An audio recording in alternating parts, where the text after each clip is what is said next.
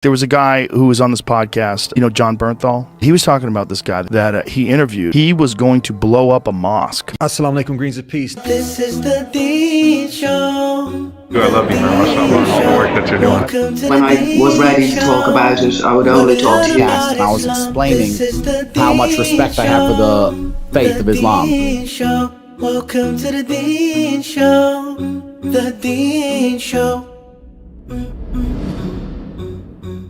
Now, recently, some of you shared with me some clips with our old friend Joe Rogan. Whoa. Some of the most disciplined people that I know are very religious. It's really fascinating, particularly fighters. Where he's praising the Muslim lifestyle. Like a lot of the Islamic fighters out of Dagestan.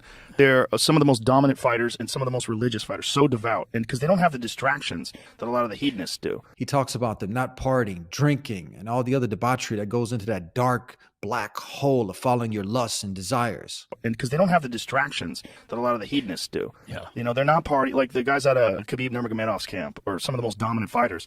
They wear their hair all exactly the same way. And these are men. It's not that like they don't like women, but they just have wives and they can have up to 4. They practice all they care about is like family, religion, training. They don't chase girls. They don't drink. They're just training constantly. So they're not out there committing adultery, fornication, porn, screwing around. They practice all they care about is like family, religion, training. They don't chase girls. They don't drink. They're just training constantly, like insanely dedicated to their craft. And they're the most dominant. They are committed to their family, respect of the parents, love, proper upbringing of the children so they can be good human beings. And their religion is the way of Jesus. If you didn't know, it's that pure monotheism. Stick with this for a second. The way of life of Moses, of Abraham, of Jesus and the last and final messenger, the Prophet Muhammad, peace and blessing be upon him, of the worship of the one and only creator of the heavens and earth, but not his creation, and being morally upright. And he praises this lifestyle, the lifestyle of being humble, like Khabib. He talks about he has millions, but he's driving a Toyota truck. Khabib is very wealthy. Yeah. And he drives a Toyota truck. I mean, he lives in the same house. I mean, it's like he's very devout in his beliefs. And if I understood him correctly, he's talking about Khabib, how he totally left the game. Alhamdulillah, mashallah. And now he just got out. I think he's decided to retire completely from mixed martial arts coaching and everything. Very religious. Now, that's not what I want to focus on. I want to bring your attention to what you guys brought my attention to with these clips where you shared an interview that he did with a John Bernthal, this famous actor, where they talk about a American military Marine. I've had him on the program. His name is Richard McKinney. Let's look at this clip where John Bernthal is narrating the story to Joe Rogan. Now, please excuse the musical instruments. I just wanted you guys to see this video so we can comment on it. Richard McKinney, he was a Marine, he was Force Recon, and he was overseas during 9/11. I believe he got injured and then he came home. He's from Muncie, Indiana. He just had this like unbelievable hatred of Muslims. At the same time, the Muslim community in Muncie was growing. There was this wonderful woman who created something called the Muncie Islamic Center. She brought in over 157 Muslim refugees into America. He was seeing more and more Muslims in the community and was driving him crazy. He was gonna go blow up this Islamic Center. He built a bomb, walked into the center. When he walked in there, he was met by that woman, Bibi. She greeted him in this way that he had never seen before. She invited him, she gave him a Quran. He really wanted to read it. He thought that he was gonna find proof in this Quran that all these people just wanted, Americans dead. So he decided to leave that day and come back still with this plan to blow up the Islamic Center on a Friday, where there would be 200 people there. Then the woman invited him into her home and cooked for him. Now, years later, he's a devout Muslim. He's the president of that Islamic Center. Whoa. And, they are like family. And I had both of them on the podcast. Very amazing story, isn't it? And then Joe Rogan goes on to narrate this same story to one of his other guests. Take a look. There was a guy who was on this podcast, John Bernthal. He was talking about this guy that he interviewed. He was going to blow up a mosque. He had this hate of Muslims after coming back from overseas, from serving, and he was going to blow up a mosque. And he went in there and he met this woman who welcomed him into the mosque, and he was still totally intent on blowing her up, blowing everybody up. She invited him over her home for dinner. He was still intent on it. So he gets to know her and his family, completely changes course, becomes a devout Muslim. Wow. And then talked about the whole experience. So we commend you, Joe. I think Joe's come a long way, step by step. I think in the past, he's had some guests who have affected him in a negative way, some pseudo-intellectuals who really knew nothing properly about Islam, who are not properly educated, and we've had to call these things out. We've had people such as Muhammad Hijab and Ma Mustafa and others to come on and to look at some of these things that have been said.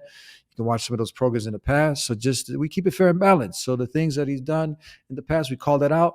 Now we want to be fair and balanced. He's speaking highly, praising the Muslim lifestyle, which is connected to Islam. So we want to commend him for that. Keep moving forward. And God willing, inshallah, he can have, just like one of his best friends, Lex Freedom. He had a imam on his program, and he can go and bring someone on and go more in depth with some of these stereotypes that people have regarding Islam. Now, for those of you who want to hear more about this amazing story that Joe Rogan was talking about, and John Berthnall, who I'd like to have, if you guys can go ahead and get this message to him, I'd like to have, the invitation is still open to Joe Rogan to have him on the program. We'd love to have you on.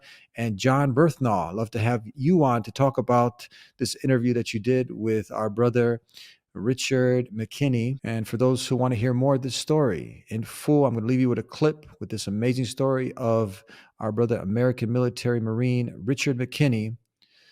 And that's the program I did. It's the Dean Show 746. Just go on my channel there, subscribe, hit the notification bell, and look for the show number 746. And you can see the full interview that I did with Richard McKinney, this story that Joe Rogan, famous actor John Berthnall, were talking about. Thank you very much, guys. We'll see you next time here in the Dean Show. Until then, peace be with you. Assalamu alaikum. And they said, why do you want to go back to Iraq? I said, I'm not done killing Muslims. 2 tours in Somalia, Bosnia, Afghanistan, and Iraq. Yeah, right? yeah. You know, I wouldn't have been called a terrorist, which is what I would have been. Yeah. Because I'm white. Because I don't have religious affiliation as far as Islam. Now, if I would have been a Muslim and did something like that to a supermarket, we know how that goes. That story is easily predictable. Oh yeah. But she goes, what do you mean? I said, they're all Muslim. Like it didn't matter. They're the other. Yeah, they're the other. Because she knows I hate Muslims. Yeah. Now I'm reading the Quran. What is going on? And right, the famous saying that's usually always said by a bigot is that I don't want my family around those people. Yeah. I would be considered a criminal. I knew that. But I saw it as doing one last thing for my country. And I knew I would end up in federal prison. I knew I would end up with a needle in my arm. I knew that. And that's the way I felt. If I got rid of this hatred, I would die because it's the only thing keeping me alive. Yeah. So literally this and I was like, bam. I want to see what they got to say about this. So then they explained it. And it was an historical passage that was presented. I decided, without telling anybody, I'm going to go visit these people. I'm going to give them a chance to prove me wrong. I mean, I was raised with Christian values, I guess you'd say. My mom was fairly religious in Christianity. So you would have been at that point in my life, at least, America was my religion. 8 weeks later, from the first day I stepped foot in that Islamic center, I took my shahada. I cannot leave without giving you a gift. If you're not yet Muslim and you're tuning in to see what these Muslims are talking about, and you like a free copy of the Quran, go ahead and visit thedeanshow.com. We'll take care of the postage and everything and get it delivered to you. And if you still have some questions about Islam, call us at 1-800-662-4752. We'll see you next time. Until then, peace be with you. Assalamu alaikum. And if you like this episode of The Dean Show, like this video, share this video far and wide, and support us on our Patreon page so we can continue this work. Thank you for tuning in. Peace be with you. Assalamu alaikum. Ya hala, ya hala, ya hala. We're here with Siraj from Dawood Sohail Law Firm. Yes. Yeah. All right, guys. So we signed everything here. Bismillah. Now we're off to the next step. We gotta get the keys now. Ya hello, ya hello, ya hello, ya hello, ya hello, ya hello, ya hello, ya hello, ya hello. حن قلبي على جمعة الخير هلا، حن قلبي على جمعة الخير هلا. يا هلا ويا هلا ويا هلا ويا هلا، يا هلا ويا هلا ويا هلا ويا هلا. حن قلبي على جمعة الخير هلا، حن قلبي على جمعة الخير هلا. بالحب اجتمعنا وربنا يحييكم، بالحب اجتمعنا وربنا يحييكم.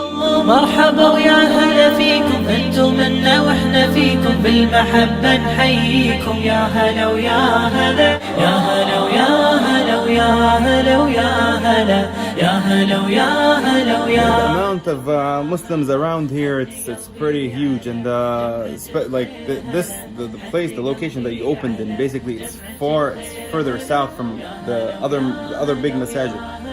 And everyone, I know a lot of people that I come, my cousin lives 9 minutes from here. Another uncle of mine lives about 5 to 10 minutes from here. This area, the masjid, alhamdulillah, opened up in an area that it's much needed. And this size, this center is much needed for this area. And the idea of this center is needed for the whole state, because we don't have anything like that in the whole state. A da'wah center where it's going to basically nurture and basically educate, and it's going to basically spread Islam. حن قلبي على جمعة الخير هلا، حن قلبي على